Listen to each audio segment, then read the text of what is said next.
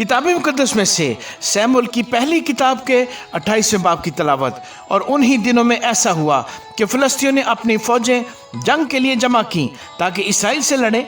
और अकीस ने दाऊद से कहा, तू यकीन जान कि तुझे और तेरे लोगों को लश्कर में होकर मेरे साथ जाना होगा। दाऊद ने अकीस से कहा, फिर जो कुछ तेरा खादम करेगा वो तुझे मालूम भी हो जाएगा। अकीस ने दाऊद से कहा, फिर तो सदा के लिए तुझको मैं अपने सर का निगहबान ठहराऊंगा।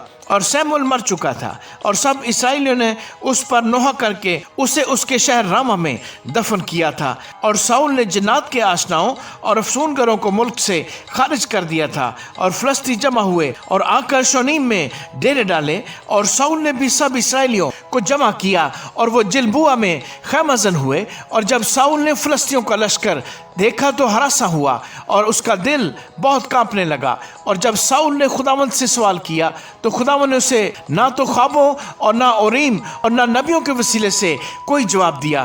तब साउल ने अपने मुलाजमों से कहा, कोई ऐसी औरत मेरे लिए तलाश करो जिसका आशना जिन हो, ताकि मैं उसके पास जाकर उससे पूछूं। उसके मुलाजमों ने उससे कहा, देख आइन दौर में एक औरत है जिसका आशना जिन है। सो साउल ने अपना भेष बदल कर दूसरी पोशाक पहनी और 2 आदमियों को साथ लेकर चला। और वो रात को उस औरत के पास आए और उससे कहा, जरा मेरी खातिर जिन के जरिए से मेरा फाल खोल और जिसका नाम मैं तुझे बताऊं उसे ऊपर बुला दे। तब उस औरत ने उससे कहा, देख तू जानता है कि साउल ने क्या किया, कि उसने जन्नात के आशनाओं और अफसूनगरों को मुल्क से काट डाला है। बस तू क्यों मेरी जान के लिए फंदा लगाता है ताकि मुझे मरवा डाले। तब साउल ने खुदावंद की कसम खाकर कहा कि खुदावंद की हयात की कसम, इस बात के लिए तुझे कोई सजा नहीं दी जाएगी। तब उस औरत ने कहा, मैं किसको तेरे लिए ऊपर बुला दूं? उसने कहा, सैमुअल को मेरे लिए बुला दे। जब उस औरत ने सैमुअल को देखा तो बुलंद आवाज से चिल्लाई। और उस औरत ने साउल से कहा, तूने मुझसे क्यों दगा की, क्योंकि तू तो साउल है। तब बादशाह ने उससे कहा, हरासा मत हो, तुझे क्या दिखाई देता है? उसने साउल से कहा, मुझे एक देवता जमीन से ऊपर आते दिखाई देता है। तब उसने उससे कहा, उसकी शक्ल कैसी है? उसने कहा, एक बुढ़ा ऊपर को आ रहा है और जुब्बा पहने है। तब साउल जान गया कि वो सैमुअल है और उसने मुंह के बल गिर कर जमीन पर सिजदा किया। सैमुअल ने साउल से कहा, तूने क्यों मुझे बेचैन किया कि मुझे ऊपर बुलवाया? साउल ने जवाब दिया, मैं सख्त परेशान हूँ, क्योंकि फिलिस्ती मुझसे लड़ते हैं और खुदा मुझसे अलग हो गया है और ना तो नबियों और ना ख्वाबों के वसीले से मुझे जवाब देता है। इसलिए मैंने तुझे बुलाया ताकि तू मुझे बताए कि मैं क्या करूं। सैमुअल ने कहा, बस तू मुझसे किस लिए पूछता है, जिस हाल के खुदावंद तुझसे अलग हो गया और तेरा दुश्मन बना है। और खुदावंद ने जैसा मेरी मार्फत कहा था वैसा ही किया है। खुदावंद ने तेरे हाथ से सल्तनत चाक कर ली और तेरे पड़ोसी दाऊद को अनायत की है, इसलिए कि तूने खुदावंद की बात नहीं मानी और अमालिकियों से उसके कहरे शदीद के मुआफिक पेश नहीं आया। इसी सबब से खुदावंद ने आज के दिन तुझसे ये बर्ताव किया।